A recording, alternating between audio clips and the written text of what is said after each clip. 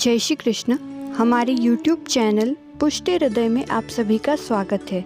84 वैष्णव वार्ता की इस श्रृंखला में हम अगले वैष्णव पुरुषोत्तम दास जी और उनकी पत्नी के कुछ वार्ता प्रसंगों के बारे में जानेंगे। पुरुषोत्तम दास जी आगरा में राजकाट के निवासी थे।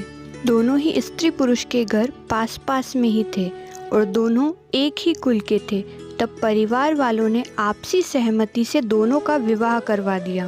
पुरुषोत्तम दास जी के विवाह के कुछ समय पश्चात ही उनके पिता की देह छूटी। उसी समय आचार्य श्री महाप्रभु जी आगरा पधारे। दोनों पति पत्नी भी आचार्य श्री के दर्शन हेतु आतुर थे, तो वे दर्शन करने गए और आचार्य श्री से शरण में लेने के लिए निवेदन करने लगे। तब आचार्य श्री ने उन्हें कहा कि तुम्हारी लोक निंदा होगी। तब उन दोनों स्त्री पुरुष ने आचार्य श्री से कहा कि जब अलौकिकता का मार्ग अपना ही लिया है तो लौकिक की चिंता भला क्यों करें। अब तो हम सिर्फ ठाकुर जी की शरण में जाना चाहते हैं और ठाकुर जी के शरणागत होने वाले को संसार की महत्वता से कोई लेना देना नहीं होता। तब उनके बहुत आग्रह करने पर आचार्य श्री ने दोनों पति पत्नी को नाम निवेदन करवाया और वे दोनों आचार्य श्री से ठाकुर जी का स्वरूप पधराने हेतु विनती करने लगे। तब आचार्य श्री ने कहा कि अभी तो तुम दोनों को नाम निवेदन करवाया है, अभी तुम वैष्णव बने हो, कुछ समय प्रतीक्षा करो, क्योंकि तुम्हारे परिवार के कुछ सदस्यों को तुम्हारा वैष्णव बनना अच्छा नहीं लगेगा। इससे गृह क्लेश होगा और इस प्रकार के क्लेश वाले वातावरण में ठाकुर जी की सेवा करना उचित नहीं है। कुछ समय पश्चात जब परिवार में शांति का माहौल बने तब तुम अडेल आना।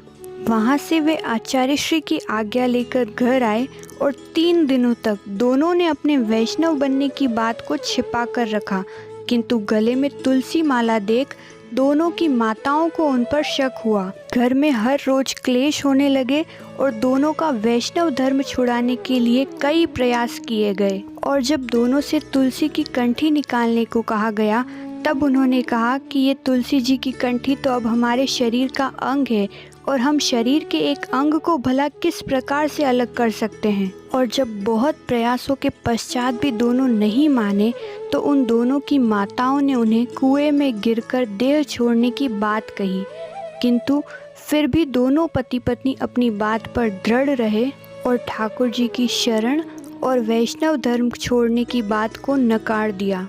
जब दोनों माताओं के अथक प्रयासों के बाद भी दोनों पति पत्नी नहीं माने तब अपनी जिद के कारण दोनों ही माताओं ने घर के ही कुएं में गिरकर देह का त्याग कर दिया। इससे उनकी बहुत ही लोक निंदा भी हुई, किंतु दोनों पति पत्नी ने अपने मन को समझाया कि बस अब ठाकुर जी की शरण में आ गए तो संसार की कोई चिंता नहीं करनी है और जो भी हुआ होगा वो ठाकुर जी की इच्छा से ही हुआ है। एक बार गुसाई जी आगरा आए तब वे पुरुषोत्तम दास जी के घर पर पधारे। दोनों पति पत्नी ने जिस प्रकार साक्षात ठाकुर जी की सेवा करते हैं वही स्वरूप जानकर गुसाई जी की सेवा की।